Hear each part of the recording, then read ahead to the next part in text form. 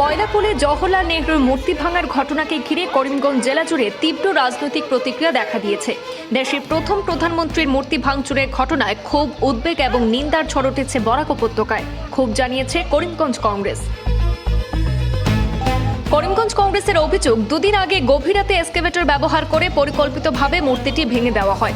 বিষয়টি প্রকাশ্যে আসতেই বিভিন্ন মহলে তীব্র সমালোচনা শুরু হয়েছে। এই ঘটনাকে ন্যাক্কারজনক এবং উদ্দেশ্য প্রণোদিত আখ্যা দিয়ে সরব হয়েছে করিমগঞ্জ জেলা কংগ্রেস। জেলা কংগ্রেস কার্যালয়ের সামনে সভাপতি তাপস পুরকাস্তের নেতৃত্বে বিক্ষোভ ধর্ণা কর্মসূচি পালিত হয়। বিক্ষোভকারীরা দোষীদের দ্রুত গ্রেপ্তার, নিরপেক্ষ তদন্ত এবং ভবিষ্যতে এমন ঘটনা রোধে কঠোর প্রশাসনিক পদক্ষেপের দাবি জানিয়েছেন। বিক্ষোভস্থলে বক্তব্য রাখতে গিয়ে তাপস পুরকাস্ত বলেন, জাতীয় নেতাদের প্রতি এই ধরনের আচরণ কোনোভাবেই গ্রহণযোগ্য নয়। এটি শুধু একটি মূর্তি ভাঙার ঘটনা নয়, বরং দেশের ঐতিহ্য এবং গণতান্ত্রিক মূল্যবোধের উপর আঘাত। তিনি হুঁশিয়ারি দিয়ে জানান, প্রশাসন দ্রুত ব্যবস্থা না নিলে কংগ্রেস বৃহত্তর গণ আন্দোলনের পথে যেতে পারে। তবে সাংবাদিকদের মুখোমুখি হয়ে তিনি ঘটনার কঠোর নিন্দা করেন এবং সমাজে শান্তি ও সম্প্রীতি বজায় রাখার স্বার্থে প্রশাসনকে দায়িত্বশীল ভূমিকা নেওয়ার আহ্বান জানান।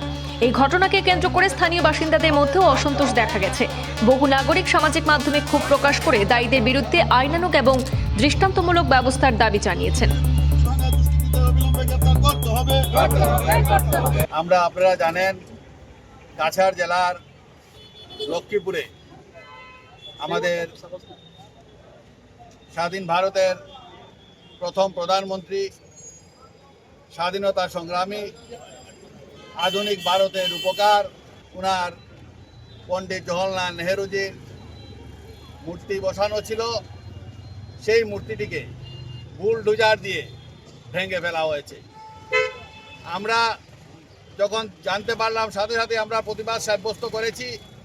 আমাদের আজকের এই ধর্ণা কার্যসূচি হচ্ছে অতি সত্বর দুষ্কৃতীদের ধরতে হবে।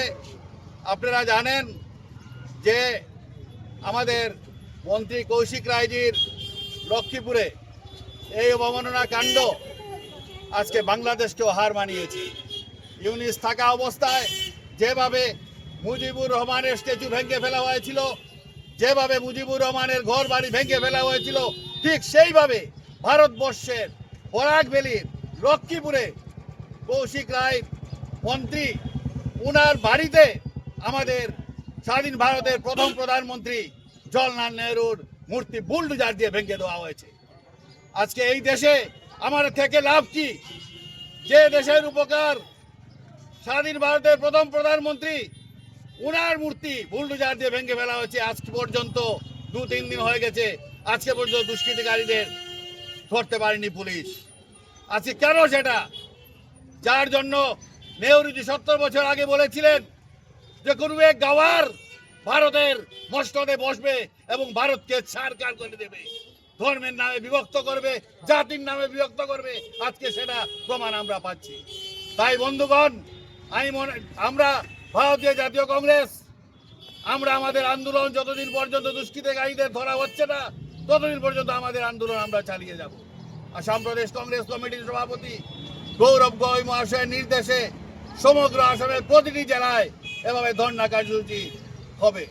আজকে নেহরুর ভেঙেছে, অন্যদিন অন্য কিছু ভাঙবে, কিন্তু আমরা কংগ্রেস ঘরে বসে থাকবো না, আমরা প্রতিবাদ করব। যদি অতি সত্বর মধ্যে দুষ্কৃতিকারীদের না ধরে, তাহলে আমরা লক্ষ্মীপুরে, করিমগঞ্জ জেলা কংগ্রেস, আমরা লক্ষ্মীপুরে যাব।